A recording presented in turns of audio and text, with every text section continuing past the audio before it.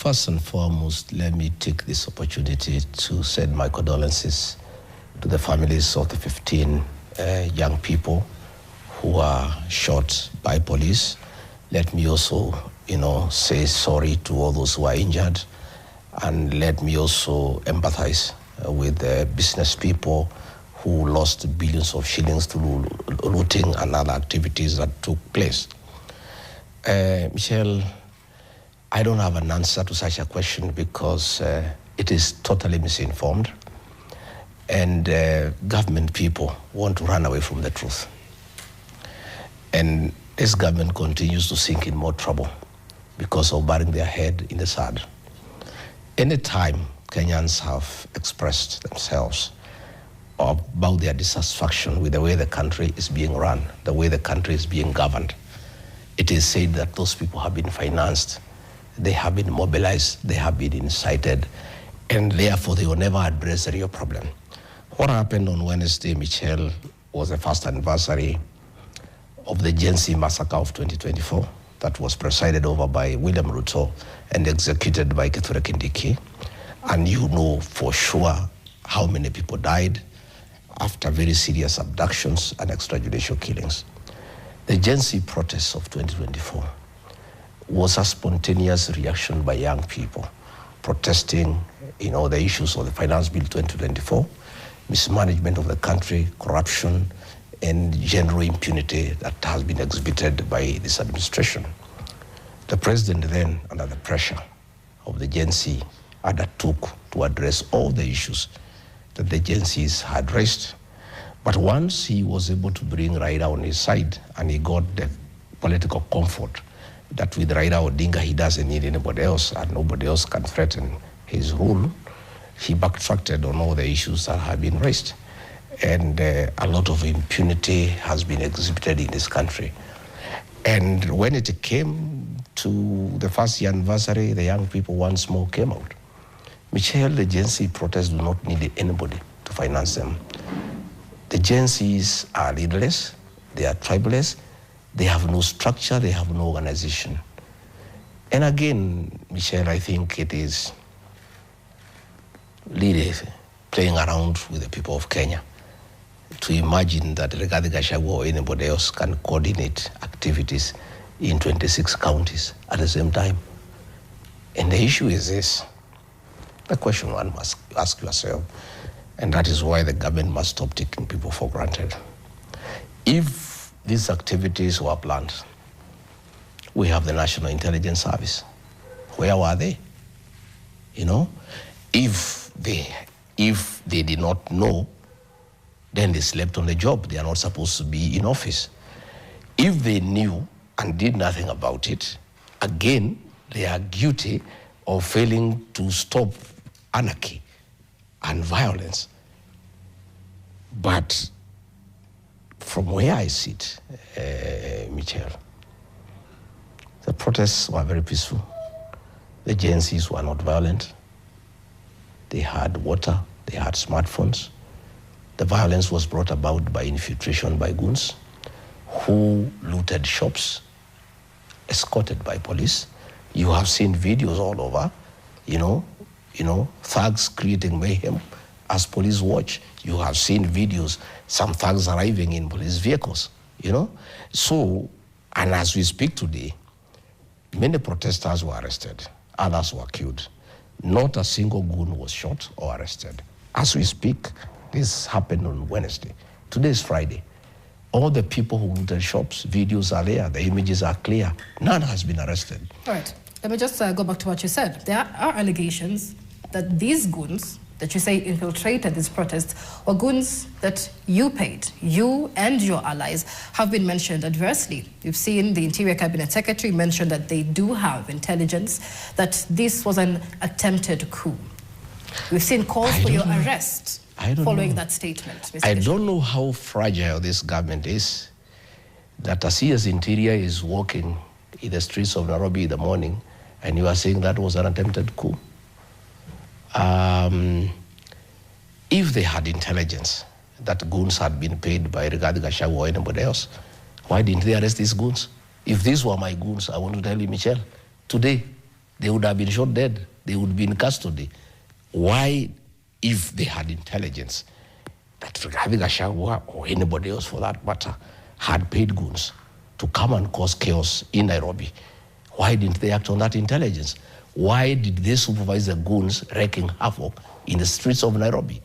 How did they allow goons to go to a police station unarmed and take over a police station? And they had the intelligence. I think the CS Interior must respect the people of Kenya. People are not that stupid, you know? It is very evident that in Nairobi, the real goons came after 6 p.m. and downtown, River Road, Nyamakema, Taveta Road, Rithuri Avenue. The havoc, the looting was done in darkness under police supervision. Why were these guns not shot? Why were these thugs not shot? Why were they not arrested? And if anybody had funded them, the first evidence would have been to arrest those people, and then they can give information as to who had funded them. Right. Why would a government let goons create mayhem under their supervision, under their very eyes, for a whole day, for the whole night without taking any action? Why they did not do it? You mentioned rightfully, Mr. Gachagua, that Kenyans are not stupid people. What Kenyans want is answers because lives were lost. But what we're seeing is a blame game. You blaming those who infiltrated the goons, who infiltrated the protests, the government blaming the opposition. Your name has come up. So if you say the protests were infiltrated by goons, who planted them? Do you have names? Do you have evidence? Have you recorded a statement? I am not government. It's not my responsibility to stop goons from going to Nairobi. It is not my responsibility to arrest goons. That is the responsibility of government. These are people who are paid by taxpayers to make sure that they protect life and property. It is not the work of Rigathi Gachagua to go to the streets of Nairobi and protect life and property. I don't have such capacity. That is the work of the government. And they cannot shift blame and start saying, no, these goons were organized by so and so. Why did you allow them to terrorize Kenyans? Why did you allow them to loot property? What have you done since they did that? You know, even as you are looking for whoever could have sent them, why didn't you deal with them on the spot? Because you have seen videos, Michelle. Goons raiding supermarkets as police watch. You have seen videos, goons having conversation with police officers. You saw during the demonstrations against the death of Albert Ojwang, goons singing praises in the praise of Governor Nairobi outside State Hall. Today, it is now 2 weeks. None has been arrested. Those images are there. That is not the work of Rigathi Gachagua. But you, Mr. Gachagua, are on record talking about state-sponsored goons. Where is the evidence? The evidence is that if you see goons in a police vehicle, who owns that police vehicle? That is the state. If you see goons wreaking havoc and police are just watching, you don't need rocket science to know who has sponsored the goons. You know, if goons are wreaking havoc the whole day and none has been arrested, it's obvious who has brought those goons because the government cannot arrest their own goons. If these goons were brought by the opposition, as they are alleging, Michelle, all of them would be custody, they would be in court. But these goons have not been arrested, and they cannot be arrested because they were brought by the state. Let me ask, do you believe in justice for victims of the June 25th, 2024 protests first? Do I? Do you believe in justice for the victims? I do. So where were you, Mr. Gachagua, on Wednesday, the 25th of June, during this week's protests? I was just here in the house. I was in my house here the whole day. Until I was watching on TV until they stopped the live stream. Mm-hmm. And you showed up after, you know, bodies were on the streets. Yes, Kenyans and I didn't want to join the protests. First and foremost, during the 2024 protests, the Gen Z asked us, the leaders, the elders, to keep off the protests. And that is as it should be because they don't want to be owned by anybody because they are not at the direction of anybody. They are not financed by anybody. These are our young people who are bright, who are intelligent, who are innovative, who are doing their own things.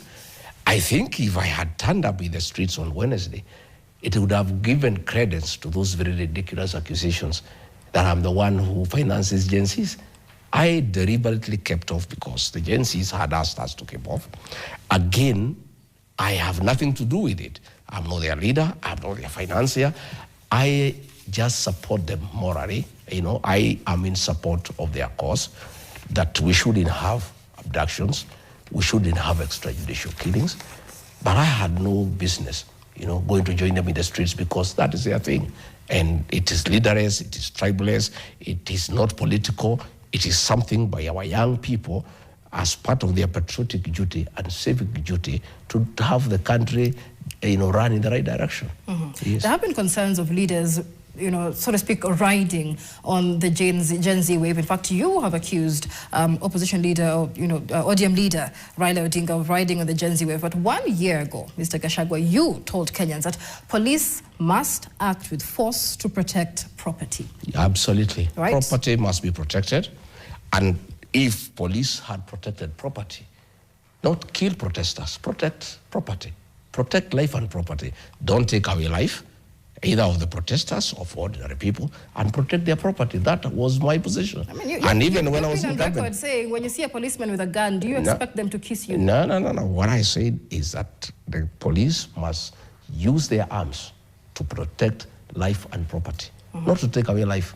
That was my position. Right, so and you remember, Michelle, Mr. Gachagua, that you also said that the IG did a good job during the protests last year. So the question is, not the Gen Z as I protests. asked you whether you believe in justice for the victims of the protests, Yes. what changed? Other than your job title, were you wrong then, or are you being opportunistic now? I didn't say the IG did a good job during the Gen Z protests. It's the 2023 protests. And he did a good job in protecting life and property, you know, to make sure that property is not looted in Nairobi.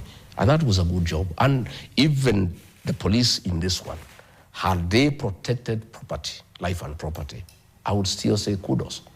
That is my position.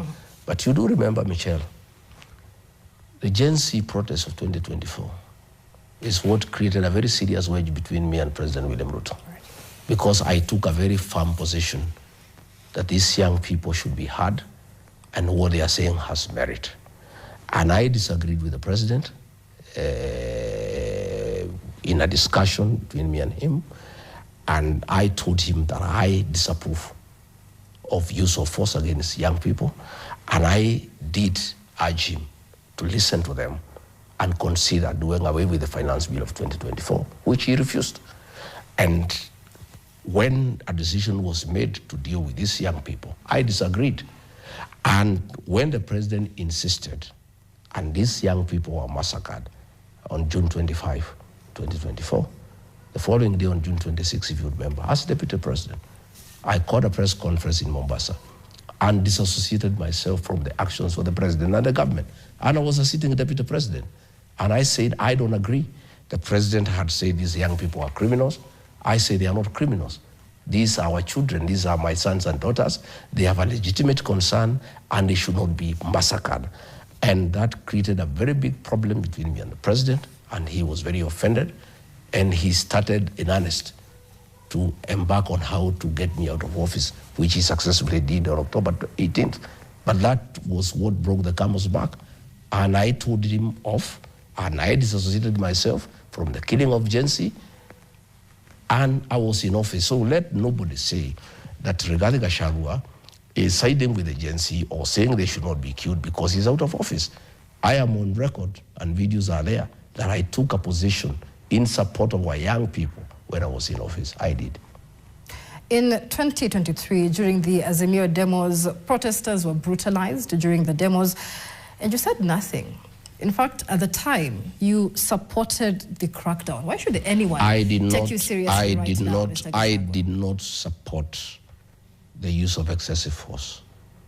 What I said, and I would repeat it any other day, the police have a duty to protect life and property, you know? And I asked the IG, please protect property. And you remember what we saw on Wednesday did not happen in 2023. We asked the police, and I was in the forefront, that in any situation when there is unrest, when there is civil disobedience, when there is peaceful protest, in whatever circumstance, the police have a duty to protect life and property. That is my position. It is true as it was then. It is true as it is today. Had the police allowed the peaceful protest and then protect destruction of property from goons, we will not be speaking what we are speaking here today. I would still be saying the police have done a nice job had they protected property as they should.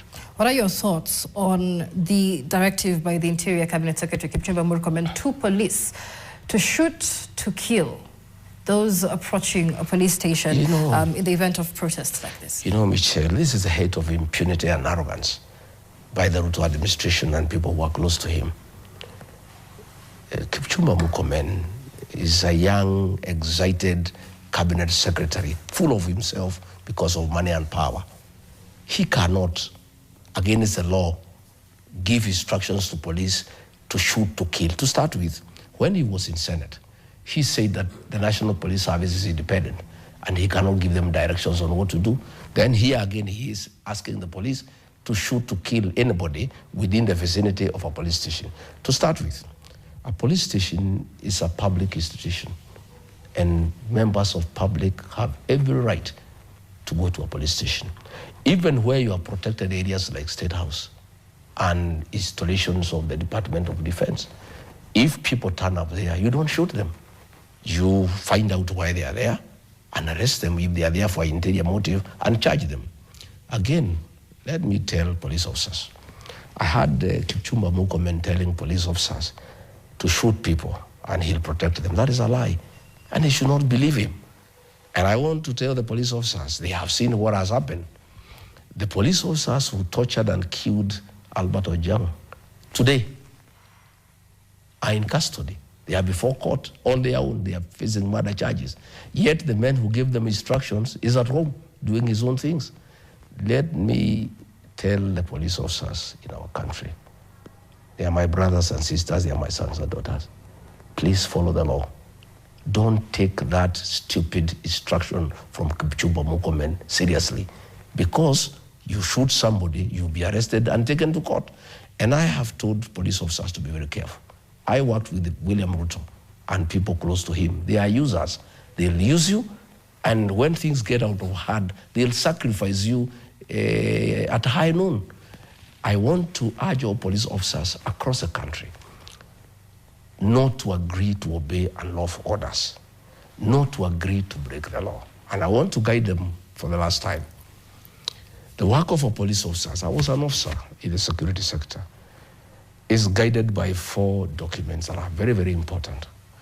The Constitution of Kenya 2010, the Penal Code Cap 63, the Criminal Procedure Code Cap 75, and Evidence Act Cap 80. Those 4 documents should guide any police officer in this country. And anytime they are told to do something by their superiors, they should refer to those 4 documents. And if they find that whatever they are being asked to do is contrary to what is contained in those 4 documents, they must politely tell their seniors they are not able to do it. And if their seniors insist, they should ask for something in writing. They should ignore what Kipchumba has said. Kipchumba Murkomen is those young boys around William Ruto with a bloated ego, with a lot of arrogance, with a lot of impunity. And I had problems initially when William Ruto wanted to appoint Kipchumba Murkomen as CS Interior when we just came in. And I told him this job requires somebody a little bit mature, somebody who can be able to regulate the security sector with a bit of knowledge and understanding and calmness. Okay, let's hold the way he's going, we are going to have a lot of problems in the security sector. Let's hold it there, Mr. Gachagua. On Wednesday, multiple police stations were touched, including Nyeri, Kiambu, even in Embu. And this is your political backyard. So many are asking if this wasn't your operation, because it was more likely that, in your backyard, you lit the match. If this wasn't your operation, then who was behind it? You must give me a few minutes to put it into perspective so that I explain to you exactly what is happening. William Ruto was elected by 47% of the people from the Mount Kenya region.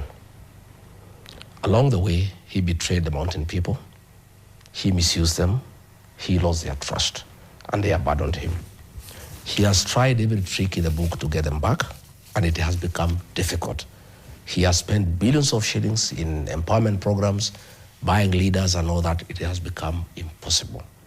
So a plot was hatched by Kipchumba Murkomen and a few other people surrounding the president to create havoc within the Mount Kenya region and then blame it on leaders who are popular in the region. This is what happened,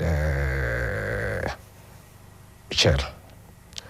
How do you explain police stations are manned by police officers who are armed? They are attacked by people who are unarmed. They overpower them, take over a police station and touch it. It's a movie. No shooting, nothing. No resistance. Some people just walk into a police station, take it over and touch it. That is, and you are not even told the inmates who are in the cells, were they released or not? There is nothing. It was staged managed. This is what happened. Let me give you an example in Kikuyu. The office of the DCC was touched. The law courts were touched. They are guarded by police. Somehow the police were not there, and the touching went on. Then the leader of majority says, some gangs wanted to attack his father, who is 101 years, but he was not attacked. It was just an attempt, but he was not attacked. Yet the police station, the law courts are attacked. Higher, you go to Nyeri. They ban Naiva supermarket of some fellow there in Nyeri town. But the supermarket owned by the member of parliament for Kenny, there is an attempted attack, but it is not attacked because it is personal. It is not meant to be attacked. It's just something you are trying to do. Then you find here in Nairobi, at night, all businesses owned by people from the Mount Kenya region are attacked. Okay? You find that several businesses are attacked. Police are there. Nobody is arrested. Nobody is stopped. It's simply an onslaught on the community. Then the CS Interior comes and says, the goons in Nairobi were stranded, were from Murang'a, were from Nyeri, were from Kirinyaga, trying to profile a community to show that this issue that happened in Nairobi was done by the people from the Kikuyu nation. Okay? Then the following day, go to parliament. The scheme was turn the people of Central Kenya against Rigathi Gachagua and other leaders who are popular in the region. That is why they attack in Olkalau. People have told us in Olkalau, all the goons who are there, none of them is a local. Yet they did it, police never did any action. This thing was managed by government to target Kikuyu business premises. And then later, Moses Wetangula allowed a debate in parliament for 2 hours to blame Rigathi Gachagua, to blame John Medhu, to blame John Kagushia, to blame Jane Kehara, to blame Mukonji, to blame all leaders who are popular in Central Kenya region, hoping and believing that the people of Central Kenya can believe that their leaders who are very popular and who are loved by the people had organized violence against them. This is what has happened. The people of that region are very enlightened as we speak today. And William Ruto drove a narrative and made the people of Central Kenya hate Uhuru Kenyatta. He said he's a drunkard, he's useless, he's this and that. And the people of Mount Kenya, I included, believed him. We turned against Uhuru Kenyatta and hated him. The people of that region have made a decision. They will never hate their leader. They will never turn against their leader. They have seen through that scheme that was done on Wednesday to target their businesses and then try to blame their leaders. Yeah, you know, even they were trying to say today, Kipchumba Murkomen was telling DCI, go and arrest Rigathi Gachagua, arrest Gakuya, arrest Major Dong, so that the Kikuyu people can believe that Rigathi Gachagua and Major Dong and Gakuya are the ones who touched property belonging to the Kikuyu. The Kikuyu people are very intelligent. William Ruto, the people see through you. You came and conned them. You turned them against their own son, Uhuru Kenyatta. You are not going to do it again. This time, they have seen through you. The government touched and raided businesses belonging to Kikuyu people on Wednesday, deliberately, under police guard, under police guard so that they can come and take the popular leaders in the region and blame them, hoping that they can hate Rigathi Gachagua, they can hate Metho, they can hate the other leaders, and prove back to William Ruto. William Ruto, let me tell you. But there's been allegations, whatever little chance that existed, that the mountain could ever listen to you.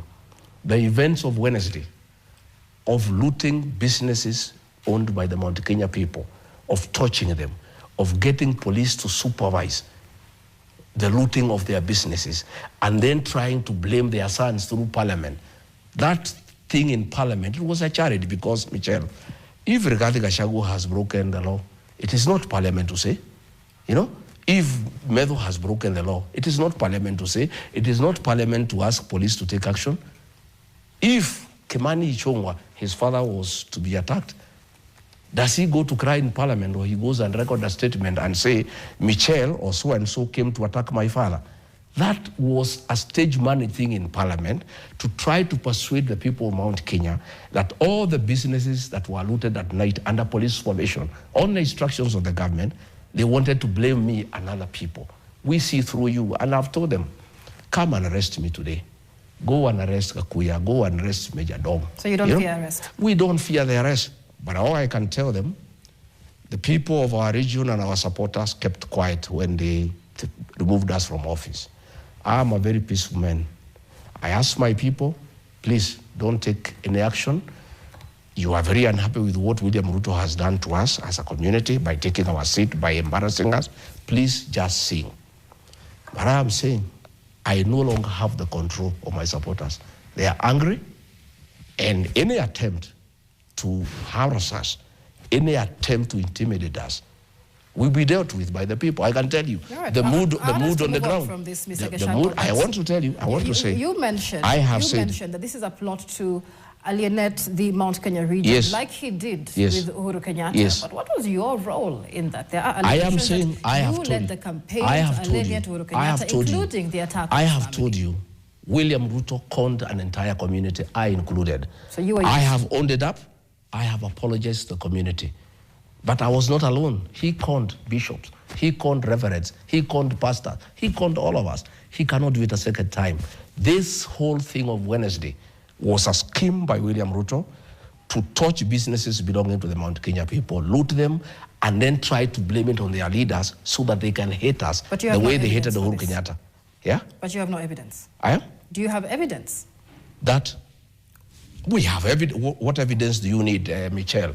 These businesses were touched when police are watching. These policemen belong to the government. What other evidence do you need? I'm asking, since Wednesday, Michelle, how many goons have been arrested? Protesters in Kerugoya were arrested. 25 are taken to court. The goons who touched a supermarket in Kerugoya have not been arrested. The goons who touched things in Nyeri have not been arrested.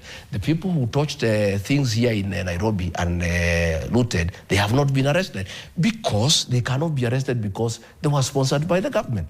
And everybody knows. And I want to tell my friend William Ruto, when you are in a hole, my brother, you stop digging. Don't dig deeper. You have persecuted our community. You have humiliated our community.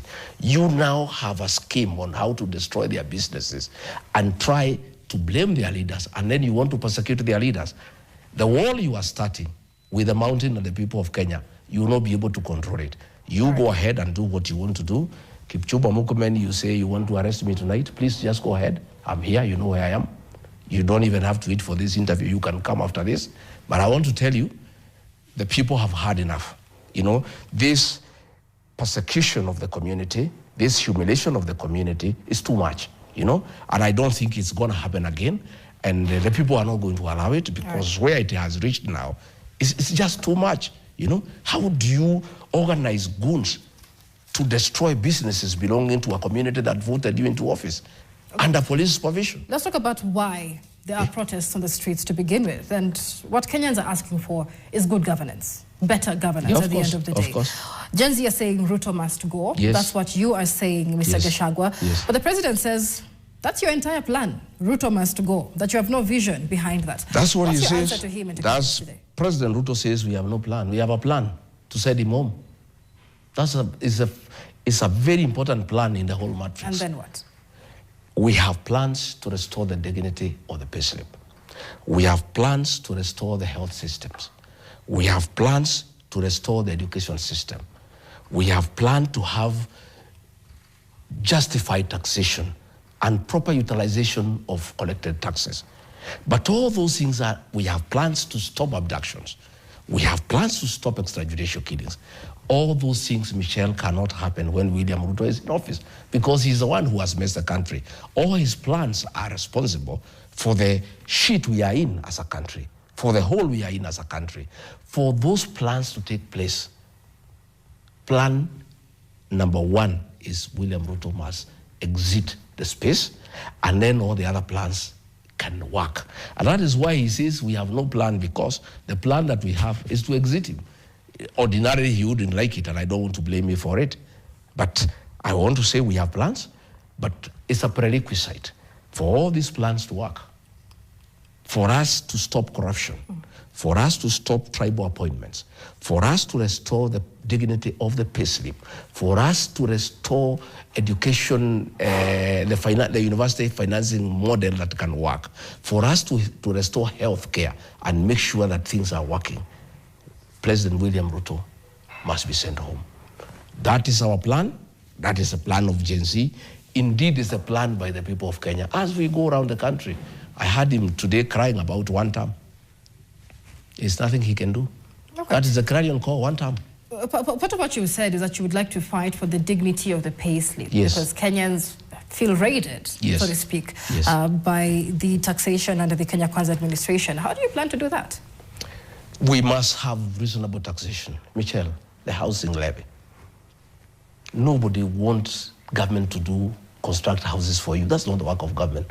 The work of government, Michelle, is to do roads, water, electricity, sewage, and create a good environment by provision of security. It's not the work of government to build houses. Michelle, you'll build your own house, depending on your capacity and your ability. So we are taxing people money to go and build houses that they don't need. Nobody is interested in that housing program. So that one we are going to scrap. We are going to scrap that the housing levy so that we start giving a relief to the payslip.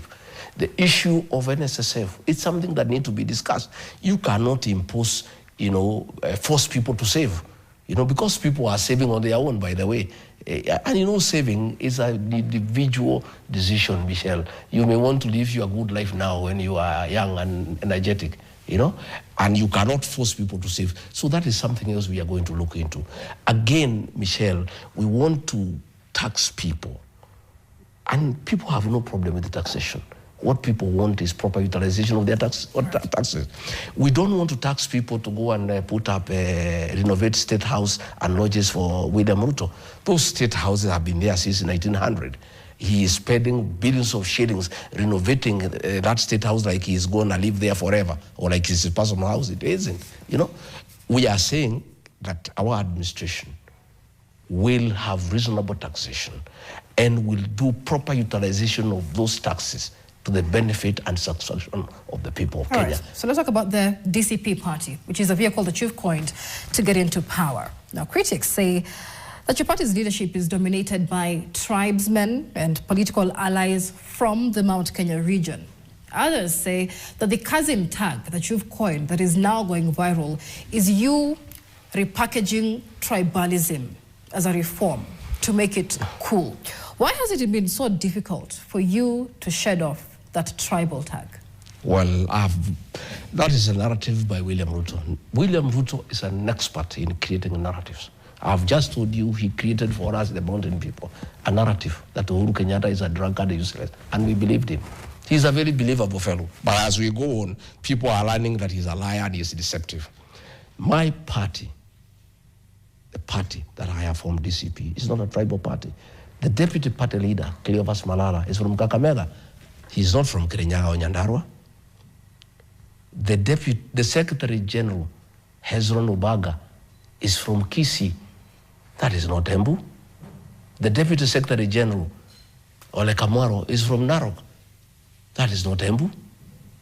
The Deputy Secretary General Strategy, Mable Owino, is from Kisumu. That is not Wamanyoro, you know. Let me tell you, it's a narrative created by William Ruto. According to William Ruto, when he and Raila Odinga gets together, that is national integration and national unity. If Rigathi Gachagua sits with Fred Matiang'i, with Kalonzo Musyoka, with Eugene Amalwa, and others, that is tribalism. Tribalism, according to William Ruto, is anybody who is not in his praise and worship team. But if you agree to sing his song, you are a nationalist. And in matters, tribalism, look at today at the promotions that were done by the Department of Defense. All the senior positions were given to his tribesmen. And he is in everywhere saying people are tribal. If you look at parastatals in Kenya, there are about 250. 92 of them, the CEOs are from the Kalenjin community. That is tribalism. If you look at key institutions, even where he has given other communities, he has put PSs from his community under them. And let me tell you, why has the Kasi narrative gone viral? If it was a bad thing, why would it go viral? William Ruto cannot dictate to us how to refer to each other. I am looking for my family lineage. Yeah? The Kambas are my cousins because the language they speak and the one I speak, we understand each other. The Mijikenda are our cousins. The Kisis are our cousins. The Luyas are our cousins. The Kurias are our cousins. The Masais are my in-laws. Right. The Meru, the Embu are my brothers and sisters.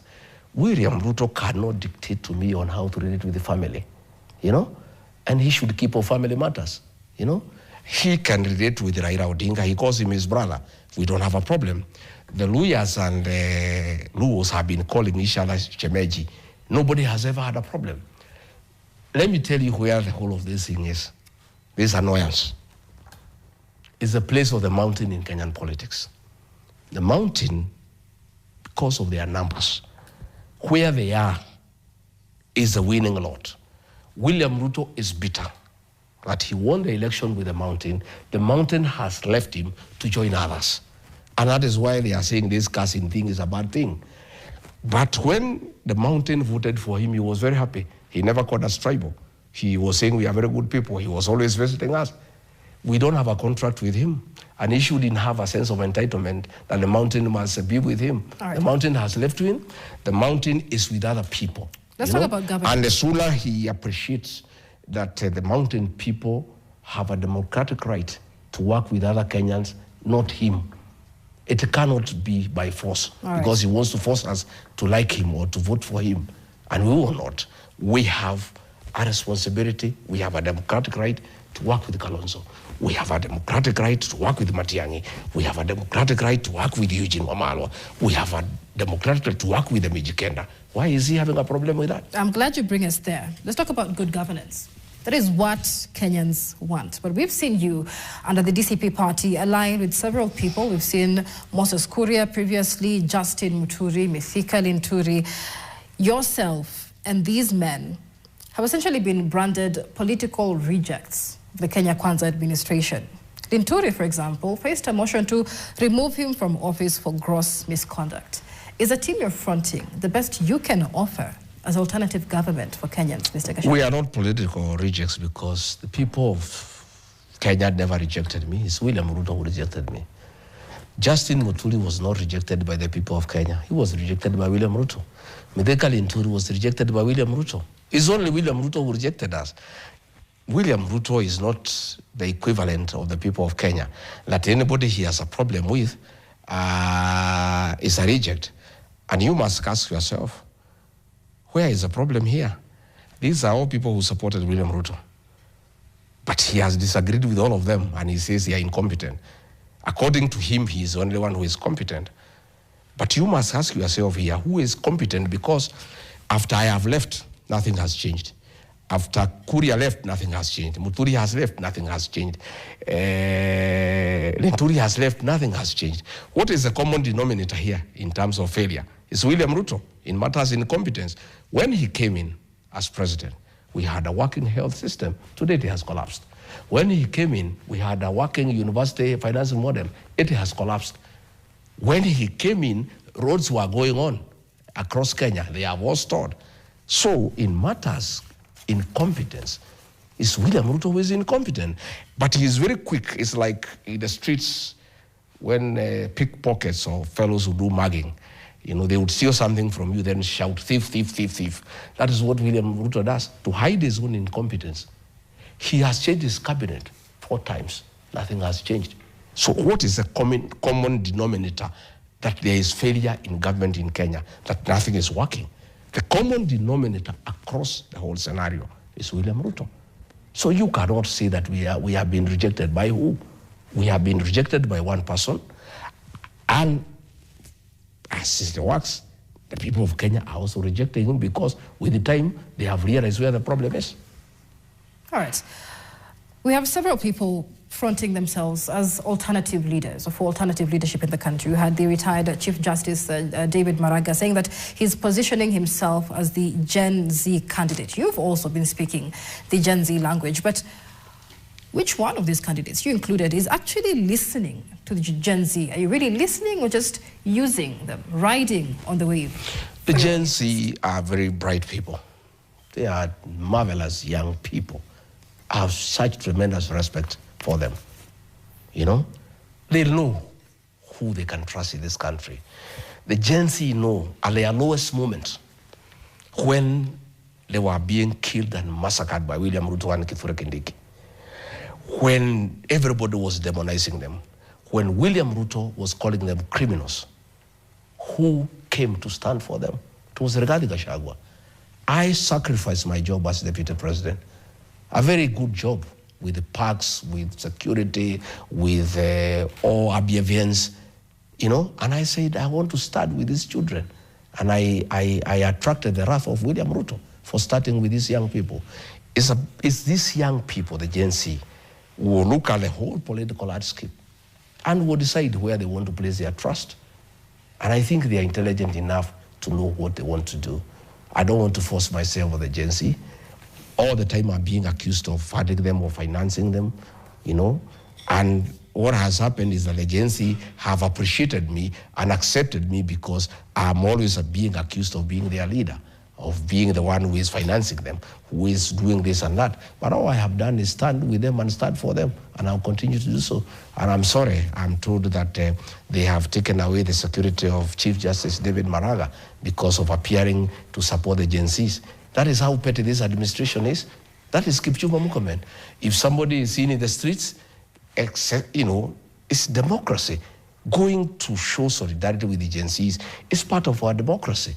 Now, taking away the security of David Maraga because he was in the streets, you know, it's a lot of, it's pettiness. It's very petty, you know. It's unacceptable, I must tell you, Michelle. All right. And you mentioned several things. Once you said that you're actually glad you got impeached at some point to avoid going down with President William Ruto. Now that you've been impeached, you didn't speak up then. Can you speak up now? For example, who, Mr. Gachagua, ordered the invasion into Uhuru Kenyatta's family when you were DP? Let me tell you, Michelle, in a very simple matter. Matters of a retired president, nobody lesser than the person of the president can make a decision about their lives. Okay? There is nobody who can withdraw the security of Uhuru Kenyatta without asking William Ruto. There is nobody who can touch his farm without asking William Ruto. It's as short as that. And William Ruto knew what he planned, and then he went out of the country so that it could look like we are the ones who are doing it. But I want to tell you from practice, and you can find out, matters to do with a retired president are decided by the president himself. And that settles the matter as to who could be responsible in doing this or that. Yeah. All right. Let's talk about the media. When you were DP, you were a huge critic of the media, never missing an opportunity to disparage the Fourth Estate, all up until just before your ejection as deputy president. Now, this week, after Wednesday's, order against live broadcasts of the protest, we saw you coming up with a statement in support of media and press freedom. What has changed since then? Michelle, I've never been against the media. I have been a critic of the media. You called us as I have been a critic of the media several times. I have been a critic of the media in a nice manner by granting you an interview to ask me questions. That is what it is. I am entitled to my own opinion. The fact that I grant interviews any one time and answer any question, demonstrates my respect for the media. And I want to say that switching off the live stream was done deliberately so that the looting is not recorded, so that the goons are not recorded. I have told you it was a scheme by William Ruto and Kipchumba Murkomen, and that is why the media had to be switched off. And I want to tell William Ruto, please don't take us back to the 80s during the Moi era. William Ruto, kindly, we are in 2025. How do you interfere with media freedom? The media freedom is a basic freedom that is well entrenched in the Constitution and the Bill of Rights. And for you even to change a clause in the Bill of Rights, Michelle, you must go for a referendum. And again, William Ruto is taking us back to torture. You have seen somebody being tortured in police station. What was happening in Nyayo House in the torture chambers? William Ruto, you are a PhD holder. You simply cannot take us to what President Moi was doing in the 80s. This is 2025. And I want to say, and I really want to empathize with the media, we are very sorry about what happened. That should never happen. The hallmark of any democracy is the freedom of the media. Media freedom is absolutely important because Kenyans are entitled to information, And I have told you why the live stream was switched off, so that nobody can capture those images of what was happening. But the good thing is that with the advent of social media, the videos are coming through. We can see exactly what happened. It was not seen on mainstream media, but the videos are now being reviewed, and you put pieces together, you can see exactly what happened and why the TVs were being switched off. All right. But Michelle, I am a fan of the media, and I am also a Christian of the media. Media has given me a lot of coverage, and that is because why? I don't shy away from the media. I speak my mind. I answer any question. I will never support gagging of the media. But I reserve my right to criticize the media, but I will not gag the media. And I think those two things are different. Criticism is healthy. If you are not doing what, in my view, is not right, I'll say so. You are equally at liberty to criticize me and what I'm doing. And I'll never take any offense. I'll have the right of reply, and then you have to take, a stand that you want to take. All right, Mr. Gachagua, as we wind up, what do you say to Kenyans who are watching today, many of them seeking answers and accountability? Kenyans who lost their friends, who lost their families, who are shot at, who are angry and don't know who to believe anymore. I want to tell the people of Kenya not to give up. We are very resilient people, and 2 years is a long time, but not too long. The people of Kenya withstood the brutality of the colonial regime for years, but God saw them through. Again, we had 24 years of the Moi repression. Again, we prevailed. Another 2 years of the Ruto regime will prevail. And I want to say, I have never advocated the removal of President William Ruto from office through unconstitutional means. I am a believer in the rule of law. I am a believer in the Constitution. I want President William Ruto to be removed from office through the ballot. I've heard him say, crying today, that he doesn't know how we want him to go home. I've heard him crying today. I saw him very mellowed.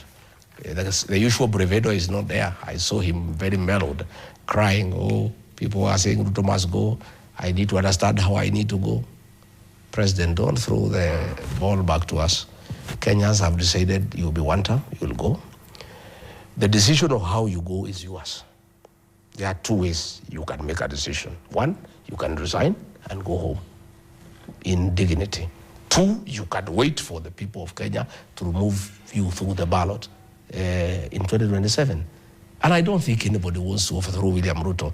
All this nonsense that there was a coup, they wanted to overthrow William Ruto, it's all nonsense. It's just a Ruto boy is trying to hype him and cheat him so that he doesn't see the reality that Kenyans are agitating for reforms. Kenyans are agitating for good governance. They want to just lie to William Ruto that all this clamor you are seeing is not genuine. Kenyans are not angry. They still love you. They still support you. They are all lies. It was a coup. They want to overthrow you. That is all nonsense. Kenyans are agitating for change. They want good governance, an end to abductions, an end to extrajudicial killings, an end to corruption. And I think Kenyans are decent enough to allow William Ruto to finish his term, and they exit him in a constitutional way. And myself, I'm a firm believer. That's why I talk about one term. Right. I don't talk about half term. I want William Ruto to serve the remaining 2 years. Through the ballot, we take him home. But if he decides he's tired, the way he has talked today, asking how we want him to go, he has the opportunity, if he wishes, he can resign and go home. And then we proceed.